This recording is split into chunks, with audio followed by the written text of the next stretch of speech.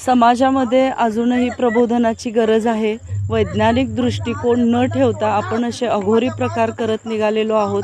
मला असं वाटतं की काल जो प्रकार तुम्ही बघितला तर अतिशय वाईट वाटलं मला त्या महिलेचं, की तिच्या भोवती जे कुटुंब होतं ते अगदी हताशपणे बघत बसलं होतं आणि मांत्रिक तिच्यावरती काही मंत्रोपचार करत होते, भंडारे अंगारे मारत होते, लिंबू फिरवत होते आणि त्याच्यानंतर त्या बाईची जी हालचाल होती ती अंगात आल्यासारखी होती किंवा भूत ज्याच्याप्रमाणे प्रतिकात्मक ओरडतात तशी तिची अवस्था होती। पण तिला जर काही मानसिक आजार असेल तर त्याच्या माध्यमातून तिला त्रास होत असेल आणि मग त्यावेळेला ती आवाज तसे काढत असेल। मला असं वाटतं की हा सगळा हातचलाकीचा प्रकार असतो। भोंदू बुवा बाबांना आता ते पकडले जातीलच।